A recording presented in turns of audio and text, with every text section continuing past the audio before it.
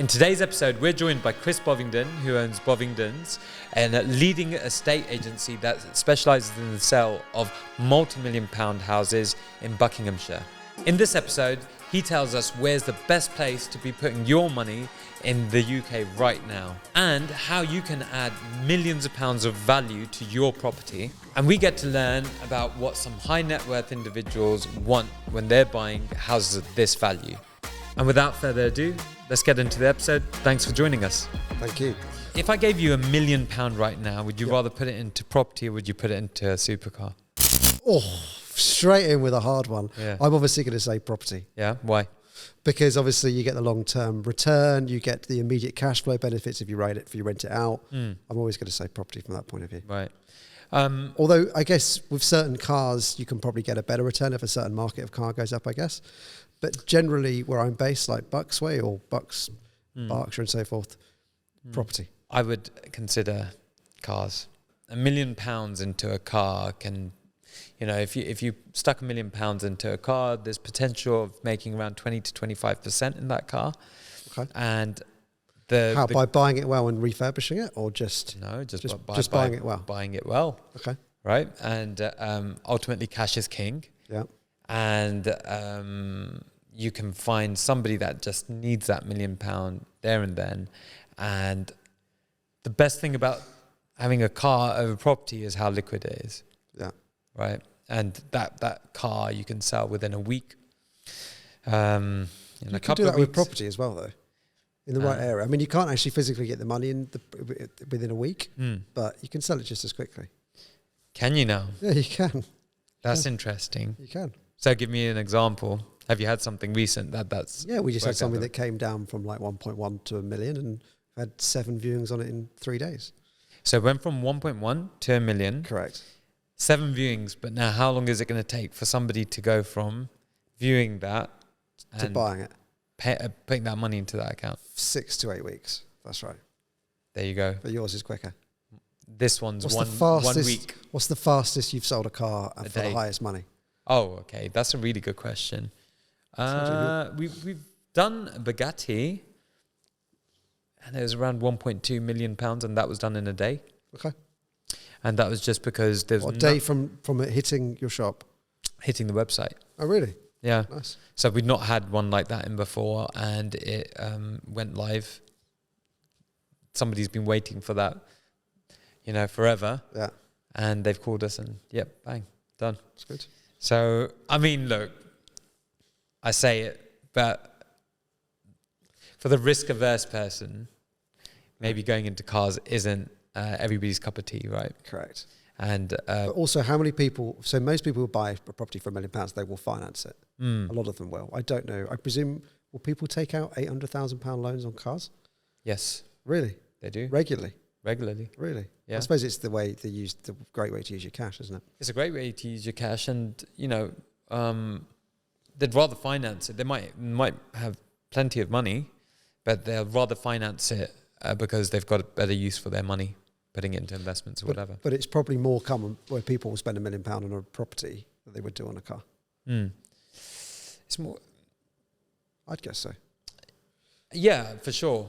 There's not many £1 million cars, to be totally honest with you. No, we're not there yet. Yeah, we're not there yet. But I think we're going that direction, to be totally honest with you. With Lamborghini recently, they released their Lamborghini Revuelto. Yeah. And the list price on that, with a basic spec, is £500,000. It's good. I mean, it's good and it's not good, right? Because why do you think that's expensive? I think it's crazy expensive. But what did I read the other day, that with Ferraris you have to, there's a new Ferrari that's come out and you have to have bought at least 3 Ferraris to be able to get the initial Ferrari. Is that the common thing now? Well, for the new ones, like the really high in demand ones, it's not 3. It's probably more like you would have had to buy 10 in order to be able to buy the Halo version of the latest car. And if someone wanted to buy like a car for £1 million, how much deposit do they have to put down?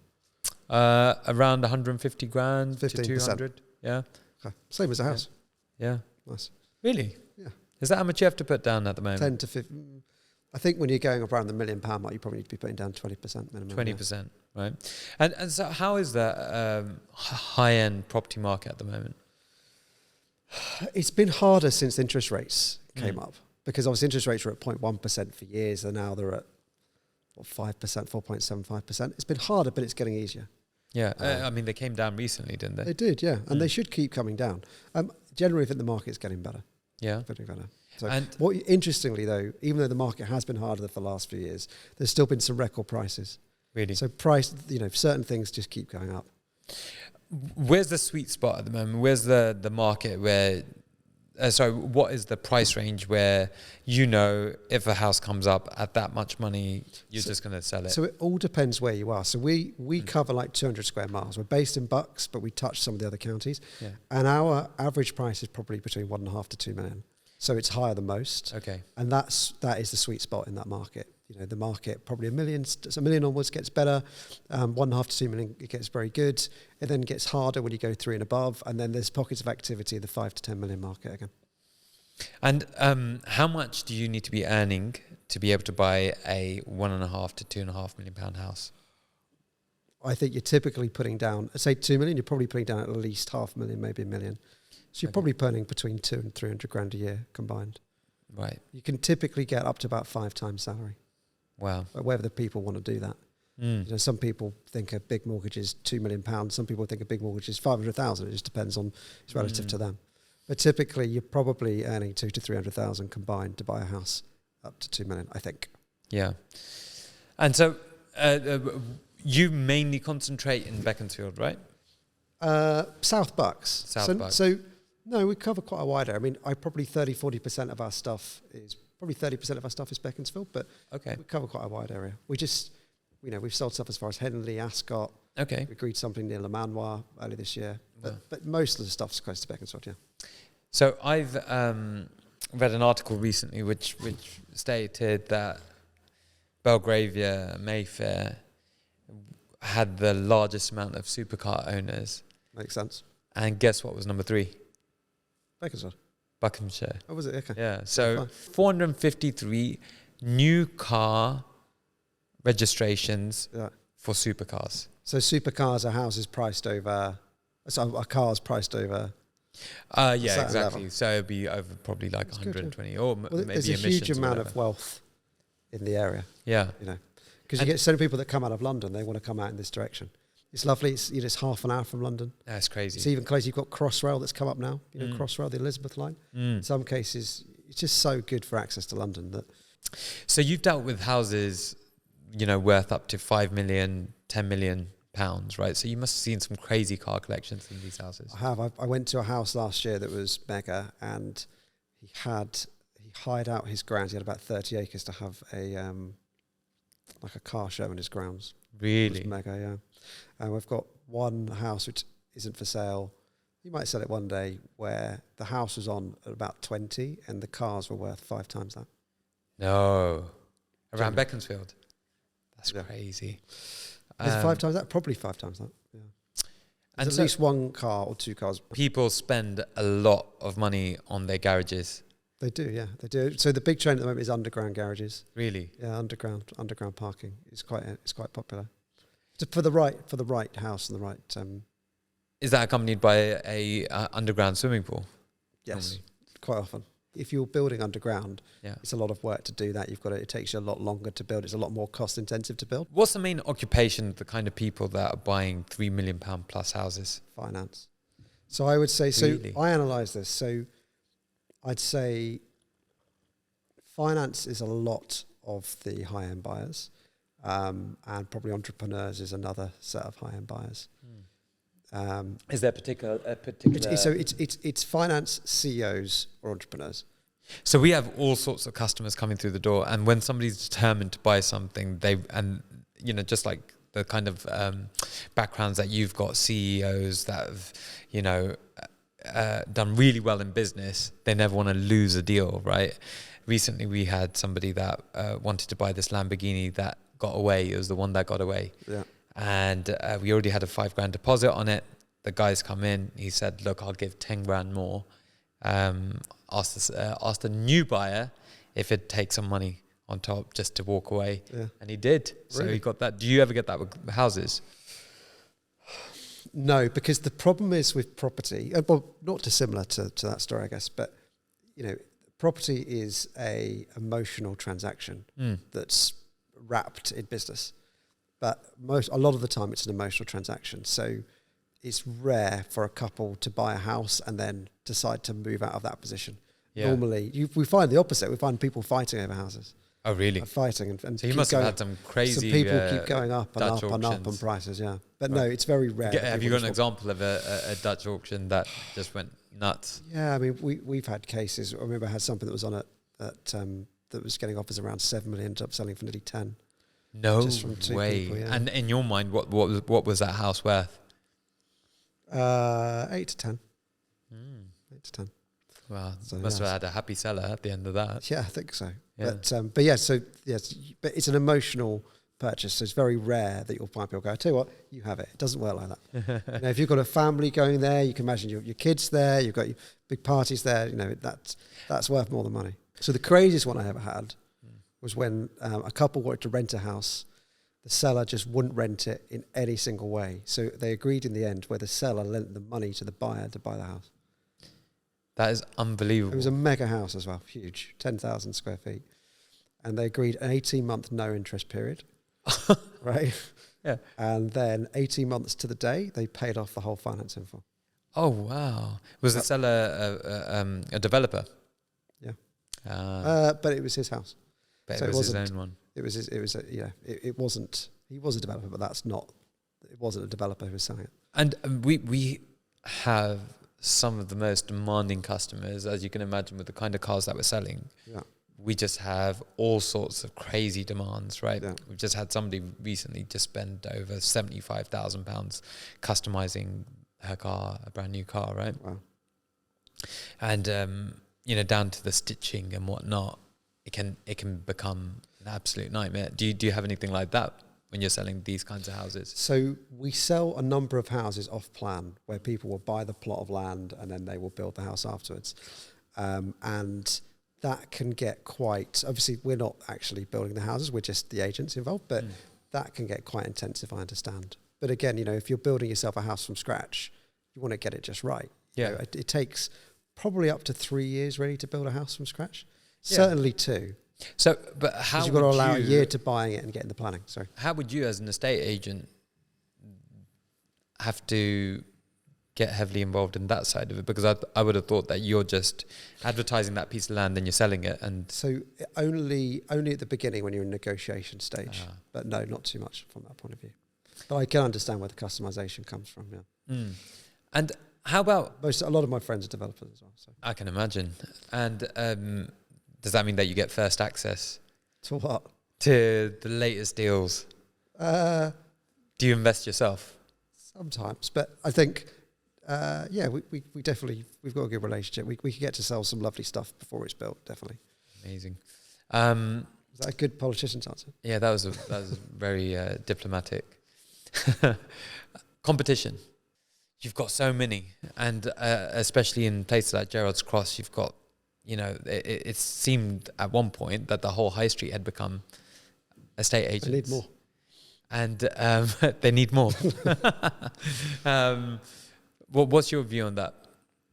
So it's not a huge capital-intensive industry to get into, and there's no regulations around it. So, anyone can do it, which is why there's always a number of people that try and get involved with it. But, like anything, as you find, if you really need to know a lot in order to be good at it. You need to know how to price well. You need to know how to deal with the public.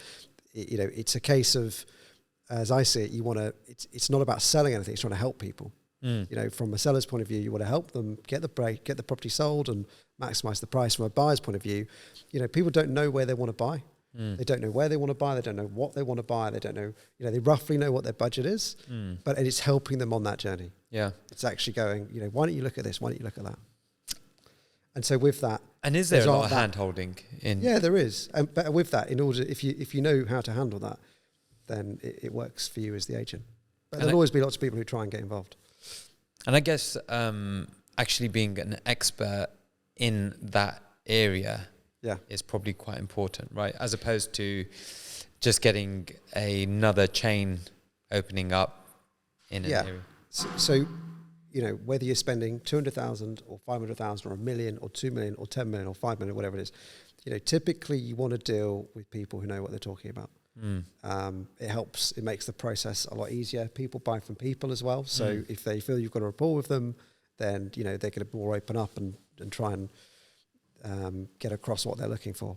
So one thing that I've noticed about your company, which is great, is you take social media really seriously as well. And, you know, for us, it's been a defining factor of this business in getting us this far.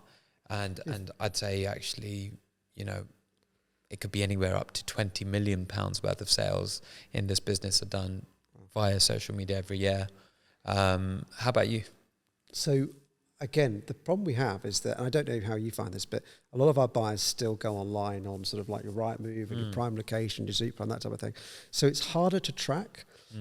I would say we've got a really strong social media following, and it really helps us in terms of making sure that we've got a better chance of selling homes than anyone else. The fact that we can go out to 100,000, whatever it is, which is not huge in social media terms, but good for an estate agent. The fact we can go out to that many people in seconds is great, but I couldn't put a numerical value on it yet. And it's definitely, you know, we sell a couple £100 million worth of property every year. Wow. It definitely helps with that.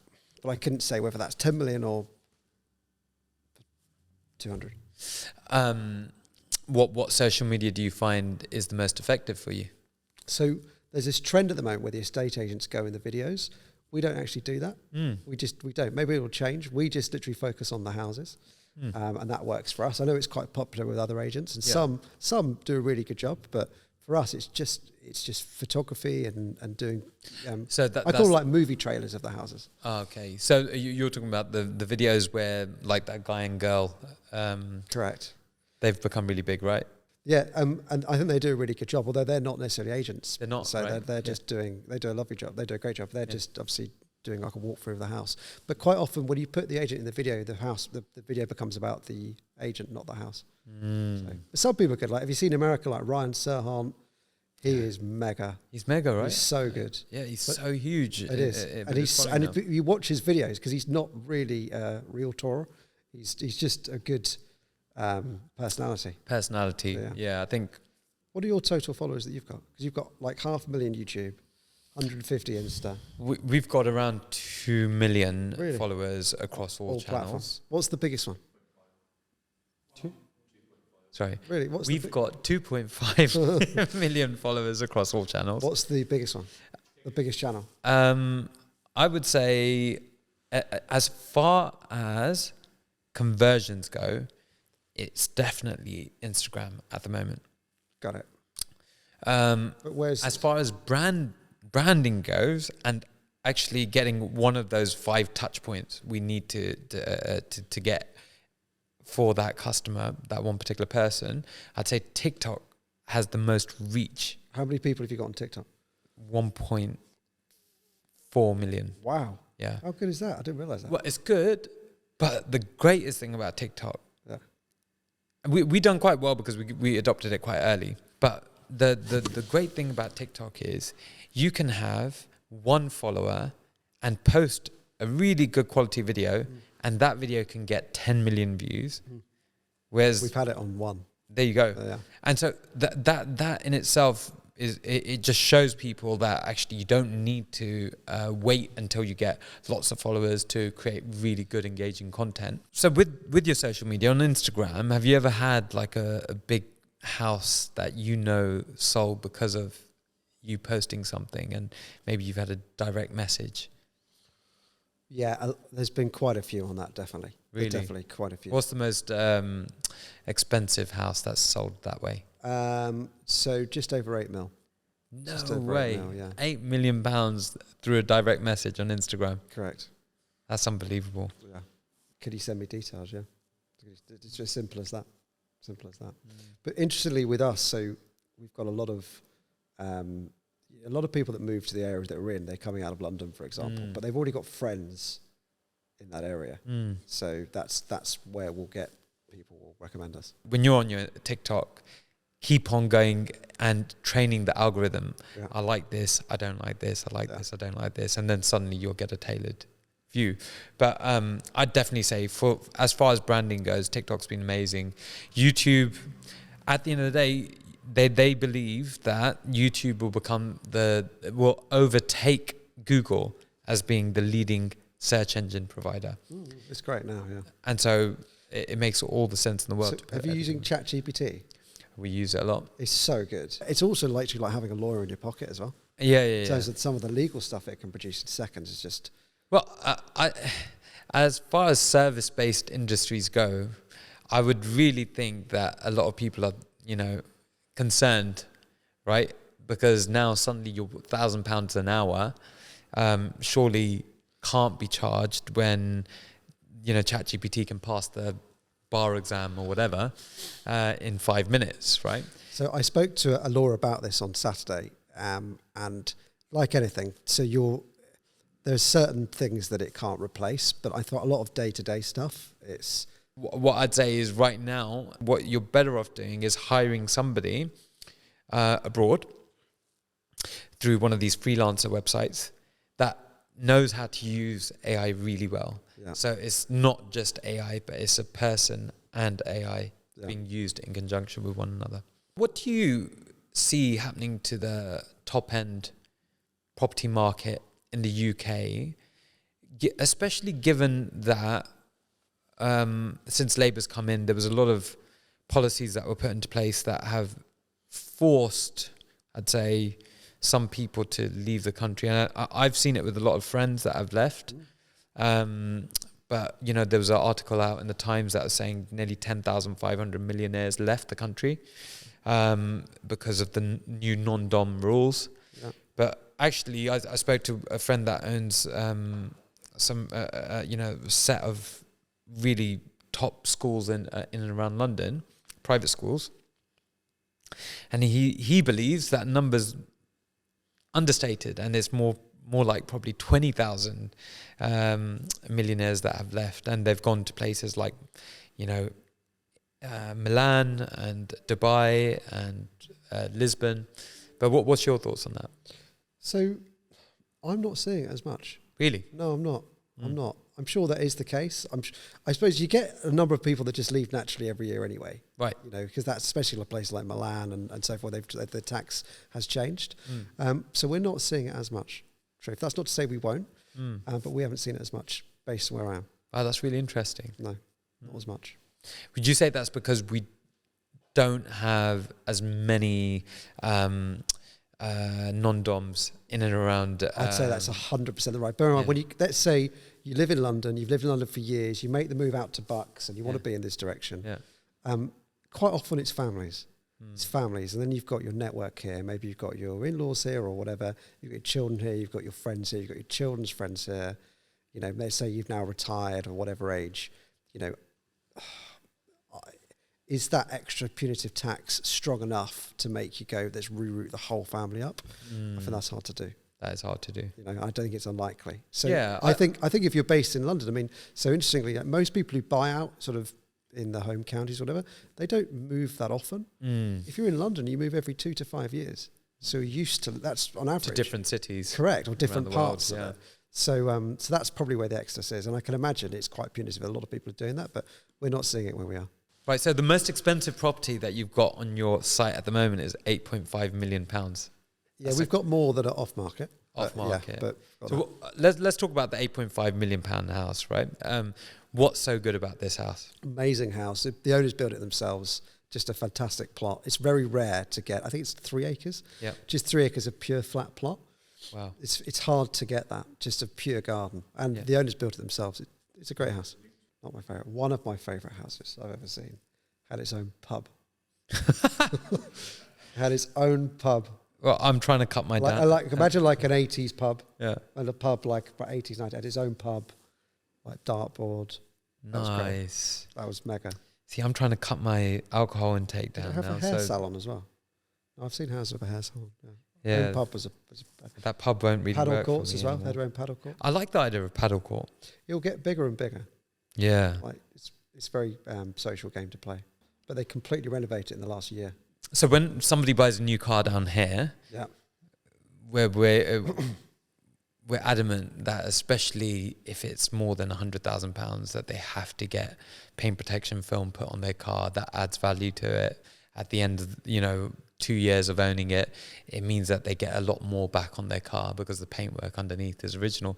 Is there something that you say to your clients that you must do to retain the value in your house or add value? So the best way to add value is either benefit from cheaper pounds per square foot.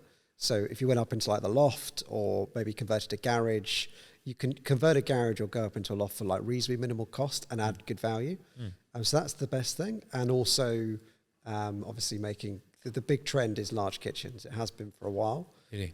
So anything where you can extend to enhance the kitchen is probably a good move. Like open plan kind of thing. Yeah. Interestingly, the last couple of houses I've seen recently, the kitchens are getting smaller, which is the first time I've seen that in like 15 years.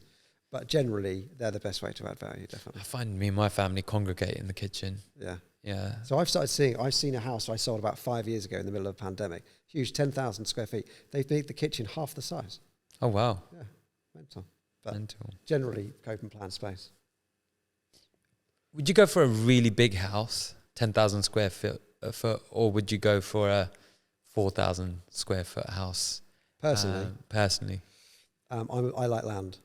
So I would say, one of my favourite houses, there was a guy, there's a wealthy businessman from Russia, actually, who had a house that was about 4,000 square feet. So it was a nice size, but it wasn't like vast, but it was on 6 acres. Oh, my God. And that was probably one of my all-time favourites, yeah. One of your all-time favourites. So 6 acres of land. Garden. Of garden. Yeah. But how do you maintain 6 acres of garden? He had a live-in gardener, I reckon. Yeah. 6 acres is a lot. But why would you like 6 acres? I don't know if I want 6 acres. I just generally like land. I think land's quite nice. And So surely if you're going to have 6 acres, then you might as well have some horses. Horses, pool, tennis court, paddle court over time, I'm sure. But can you, if that 6 acres is green belt, then you can't put a tennis court on it, can you? You can in some cases, yeah. Oh, you can? You can, yeah. And same with you need to check if it varies in terms of what's there, but you can. It depends on the curtilage. So you get some parts of, if it's paddock, no, but if it's garden, then you can. How about like sheds for? So I think you probably can, yeah. Without having to get of a certain size, you can, yeah. Oh wow! Certain size, and then in those sheds you can put supercars, right? You can. That's exactly right. You could come and advise us. You could advise our clients the supercar shed analysis, and then you can just turn that place into a showroom. Yes, you wanted to. So once down here, we had a customer that put a roof scoop on his. What's a roof scoop? It's like air vent on the top of his McLaren 675 LT coupe. And we just thought he was bonkers because I think he spent, say, about 45,000 just to put this thing on the top of his car. And he went and sold it for a massive profit because it was just so rare to get one with this. Do you ever have any situations like that where somebody spent maybe $1 million and then done something wacky to the house, which has then made them a lot of profit? So I have in terms of refurbs. I remember a few years ago now I sold something for about 2 million and they spent about 300,000 to 400,000 on it and they resold it for 4 million within a year. You're joking. Were they developers? No. And what did they do? They're massive open plan kitchen. Okay. Redecorated really well. Wow. So it's amazing what you can do. Our build costs have gone up now, so it costs a lot more, but it's amazing what you can do. Basically, people either want to add the value or they literally want to move in and there's nothing to be done. And, some of the best property moves I've seen were people were buying those middle properties, where they were completely redone to a great spec 20 years ago. And they're now, they're lovely, but they're a bit dated. That's where people can add real value. That's the sweet spot. It is. There's some real value there. And also you get people who develop as well, people who buy houses and manage to build 2 houses on there or renovate and build 1 house. Would that be the best thing in theory, right? You buy your principal primary residence. Yeah. You do it up Yeah. You sell it, no capital gains tax, and then Correct. just keep on rolling it over into the next place, right? So they won't really let you do that anymore. Oh, is that right? No, it's Why? a lot harder to do, just because I think I think HMRC just cottoned onto it. So I think you've really got to be there for probably 2 to 3 years now. So now you have to be there for 2 to 3 years as your principal primary residence. Correct. But in that time, you can do it up. Correct. And then That's just the people who regularly buy and build and sell. But Okay, fine. yeah. And you always find, like, when you build, if you have someone builds themselves a house, that's the level of detail they go to. Probably similar to customizing your cars. The houses are fantastic. For sure. And well, we know when somebody's buying a car for the long term, we know that's been taken care of a lot better than somebody that's only intending to use it for like 3 months, 4 months, and then get out of it. Yeah. They drive it like they've stolen it. One story we had someone bought a plot of land through someone else for 2.2 million. And they got planning to build one house. They bought it through another agent, and we resold it within 12 months for just under 5 million. Wow. So they bought the plot of land for 2.2. They got the planning. Yeah. And then they sold it for 5. Correct. Oh my God. Yeah. And why is that? Because actually I've got a friend as well that bought something in Wentworth, and the people that he bought from initially went in for planning and they didn't get it. And he's a developer himself, so he's looked at it and said, actually, I think I can get planning on this. Yeah. Bought it for a decent amount of money, got the planning, Yeah. and now it's worth X amount more. Yeah. So planning can be quite key. But bear in mind, property is all about confidence as well. So, the people who sold the plot at 2.2, they didn't think you get a house worth more than, say, 5 or 6 million there. We knew you could get a house worth 10 to 15 million there. Did you advise your client to do that deal? The seller? Yes. No, you advise the seller. We always act for the seller. Okay, but the so buyer, your seller had already done this. It's really important to be transparent and really important to be straight and honest. And the buyer knew what they wanted, but they had every confidence that their investment will be good. We've had some other great stories. So, we've had a few, probably twice now, where someone's bought a plot from a house that was essentially a plot from an agent, and we've come on and we've sold. We've then resold it. We've resold half the plot for nearly as much as they paid. Within what amount of time? 6 to 9 months. Come on. Seriously. So we had someone bought a plot. But was the buyer really savvy and knew that they could do that? Or I had a case once where there was 2 brand new houses that were on with someone else and they weren't selling. And they had an open house there, and they had like 300 people through the door. This is no exaggeration. 300. Yeah. And I figured, and basically the houses were lovely, but the garden was quite compromised. You had the garage at the back of the garden. And I figured out that the reason they hadn't sold is because they were trying to sell it as a detached family home. But it was a townhouse. It's a detached townhouse. You think of a detached family home, you think of like picturesque gardens, grounds, etc. You think of townhouse. Townhouses don't have gardens. No. So we sold it on one viewing. Oh, wow. We sold one on one viewing. That was our first viewing. We had something else. This plot, someone paid 2.3 for an acre plot, which was good value. It has nothing to do with us. But we knew that someone would pay £4 million for a finished house on half an acre. So we got that person who bought the plot 1.8 for half the plot. Wow. 3 to 6 months. I've done that a couple of times.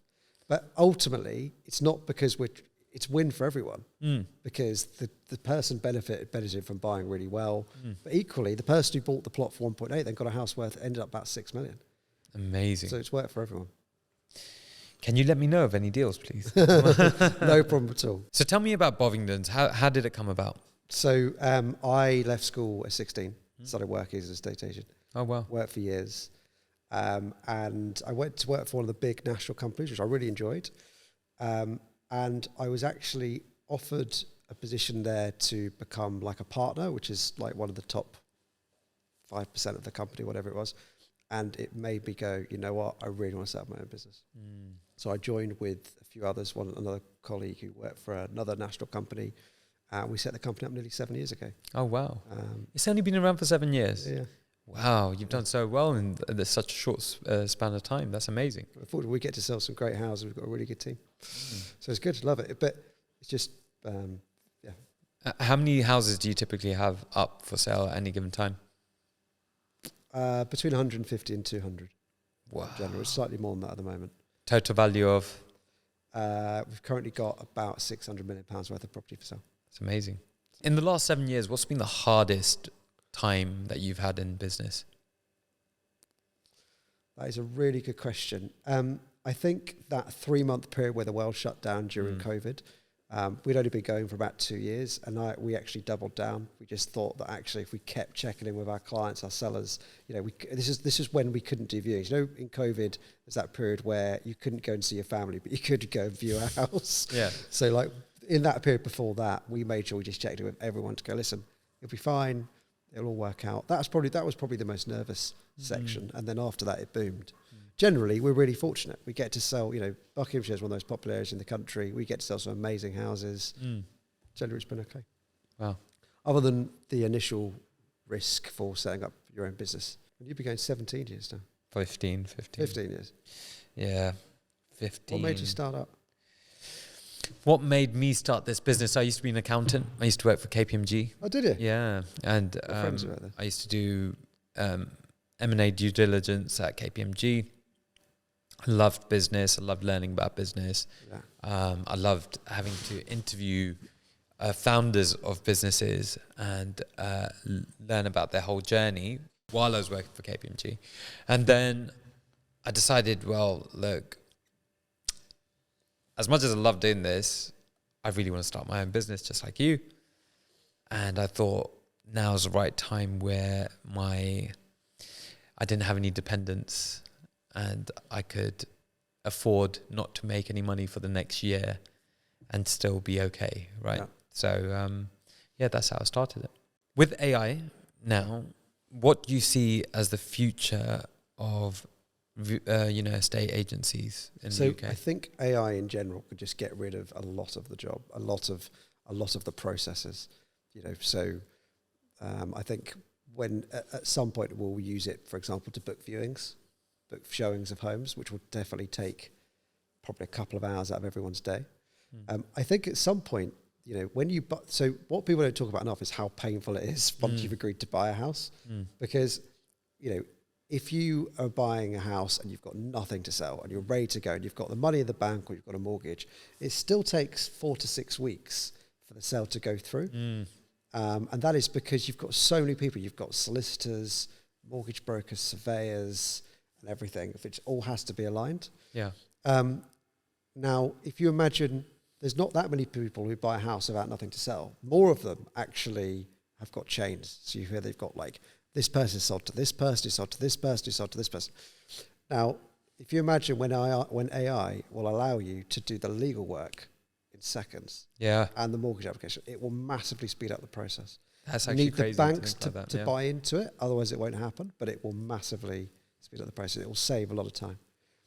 AI will allow you to buy a house within a week, to legally ready to buy a week. Isn't that amazing? Yeah. What do you think of this government's stance on people that are buying houses of this value? Do you think that they're encouraging it, or do you think that they're putting policies in place that are deterring people? Or, I mean, I have a view on supercars, which is there's a buyer for every single car. I don't care if this economy is crashing or whatever. There's a buyer, but it's just at the right money. Same with houses. Certainly the same with houses. If you look at this country, we've got 70 odd million people. There's 22 million properties. Oh, wow. So there's more houses that could be built. The government are trying to boost house building. Yeah. That's what they're saying they're going to do. If they do that, then I think that's good, because the backbone of the UK economy is the housing market. If you think your property's gone up in value, you feel a bit better about life, and it goes on from there. Yeah. They've yet to fully embrace that since they've come into power. I hope that they do. I hope that they do. Well, on that basis, I hope that they do as well, because then people buy more cars. Well, they do though, right? Yeah. You do. If you think your property's gone up by a little bit more, then you generally feel better about life. Yeah. That's right. A lot of other countries can't figure out why the UK is so dependent on the housing market. it's that old phrase, an Englishman's home is his castle. People, they just want to be in property and they see that as their main source of wealth. Would you say that, I mean, I've watched a lot online about the new generation either not being able to afford housing and almost, it seems such a hard task to be able to own a house now. Yep. And how the general sentiment has gone away from owning your own house now just to renting, and now it feels like this country might become like another Germany, or is that right? Where hasn't happened yet. I just don't. I think culturally, I just don't think it will. Yeah. The best thing that's happened in the recent years for governments is the Help to Buy scheme. Where they say you put down 5%, and the government will lend you up to 20%. Yeah. Or underwrite you up to 20%. That really got the housing market moving. Okay. And they should bring that back. Interesting. So they're talking about build to rent, and build to rent may well kick off, but it hasn't. Hasn't yet. Yet. Not that we've seen. Where do you think is a really great area right now in terms of money, like value for money, in the luxury segment of houses? I don't think we've seen the benefit of the Elizabeth line yet. Oh, really? So the Elizabeth line was opened 2 years ago, I think now. It was Crossrail, as it was called for years. Yeah. And Crossrail, can get you to Paddington super, super quickly. You've already seen the property markets have priced in a rise as a result, but I just think that the benefit of the Elizabeth line, I don't think we've seen.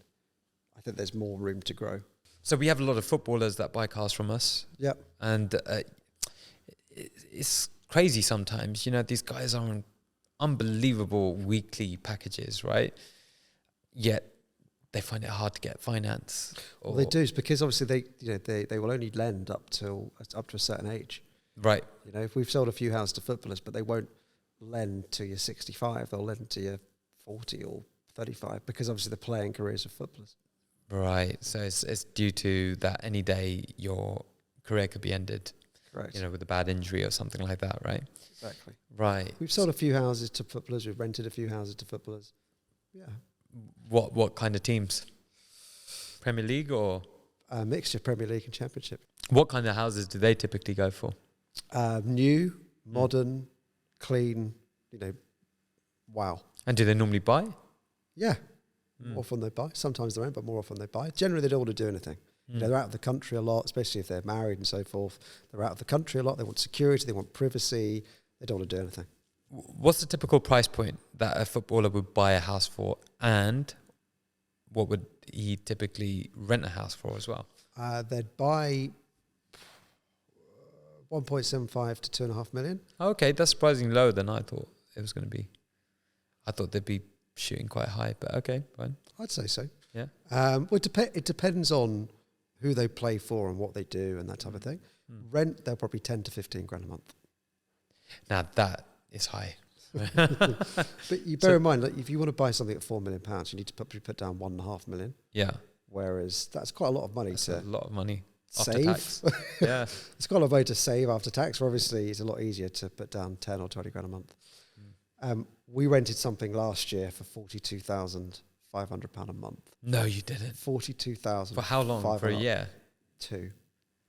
Oh my God. So Oh my God. just under 50 grand a month we rented. What do you buy for 50 grand a month? It was sorry, amazing. what do you rent for? It was a 50 grand brand new month? house. It was on about 1.5 acres. It was stunning. It was a good deal. Around Beaconsfield. Yeah, Penn. Oh my God. I want to see that house. That's definitely got a swimming pool in it. It does. Saunas. Yes. Does it have a sauna in it as well? That one didn't have a sauna in it, no. People say, because you're supposed to have 15 minutes in a sauna a day and you'll prolong your life, right? Well, Is that it's the truth? definitely done a lot of wonders for me, and I do it around 5 to 6 times a week. 15 minutes a day? Yeah. And it helps you? Helps massively. Really? Yeah. You've noticed a life change because of it? And, with this whole Whoop band, and you get to monitor your heart rate variability and whatnot, I've found that a lot of my metrics are better when I hit the sauna. So I get bored. Well, I take my Kindle in and I read a book. 15 minutes? Yeah. Shall I do 15 minutes or half an hour? 15 minutes is perfect. Fine. What about meditation?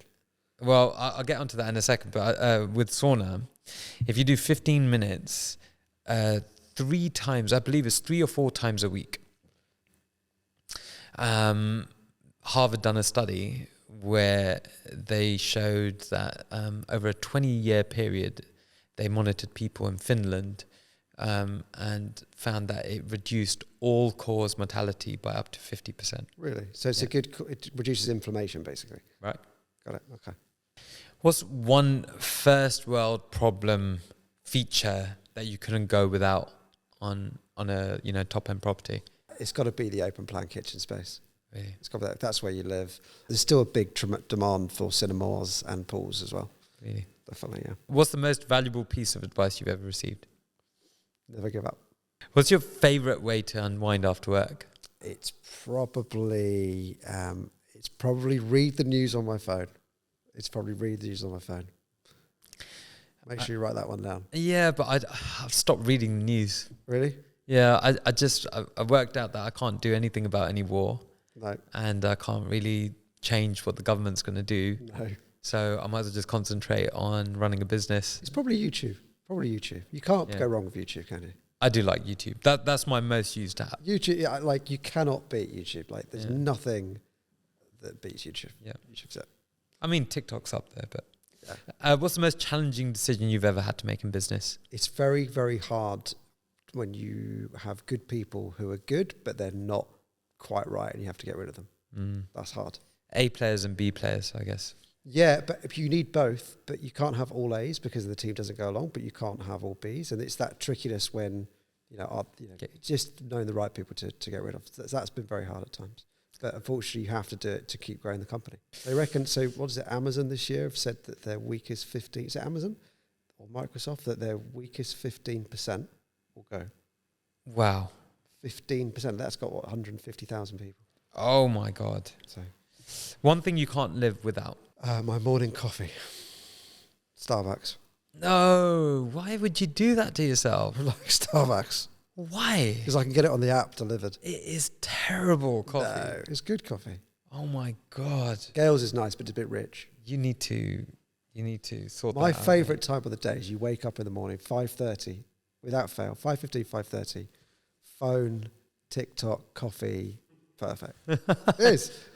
Every day. That's the one thing. I've started waking up around that time, 5:30, but my big thing is I do not check my phone in the morning now. Not really. Anymore. I do a solid half an hour of reading.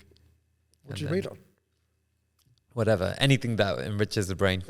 Yeah, but like, if you don't read on your phone, like... Oh, what do I read on? Yeah, a book. You know, the one with paper? No, I've never seen it before. No, I love it. I get the daily suggestions as well, Siri suggestions of what I should do. Like, that's... But no one's up, and that's the best time of the day. Wow. And... seriously, it's quite full on to read a book at 5:30 a.m. in the morning. Why? It's quite intense though, right? No. It's the best time to read. What, like fiction or non-fiction? No, non-fiction. I'm talking, stuff that's good for the soul. I'll try that. Sounding like I'm a Buddhist monk at the moment. Yeah, okay, closing thoughts. What advice would you give to a young, aspiring estate agent that is looking to set up? Be the hardest worker in the room. Literally outwork everyone, and keep in touch with people. When I used to work at previous companies, I would call them up even though I didn't have a house to sell them to see how they are and tell them about other properties they should think about buying through other agents. Oh, wow. And I did that because I was being honest, because it was the right move. Oh, wow. That's interesting. That'd be the equivalent of us calling up a client and saying, hey, listen, such and such showroom has this car. I think you should really buy it. It's good value. Yeah. But I did it just because I enjoy talking to people. But actually you find that that's invaluable. Yeah. So I remember showing someone around a flat, which was probably worth £200,000 in 2008. And it's probably worth maybe £400,000 now. Wow. 1-bedroom flat. Yeah. And nice guy. He didn't buy the flat, but kept in touch with him. Lovely, lovely guy. And he bought the biggest house in Beaconsfield through me a couple of years ago. Oh, wow. So it's amazing how it's amazing what comes of it. So always show up and be the hardest worker in the room. And show up when you don't want to show up as well. That's the hardest thing. What was that? Show up when you don't want to show up. That is the hardest thing and the best thing you can do. It's like when you don't want to go to the gym, you're tired, your body's aching. That's the time when you There's have to go. no interest in going whatsoever. And then you do it. I like that. So there you have it, guys. That was really insightful. I love learning about the property market down here. It's amazing. And we'd love to have you back on the show maybe next year, and you can tell us how it's gone. Really nice to meet you. Yeah. If you like this episode, please make sure you like, subscribe, and share. And until next time, see you later.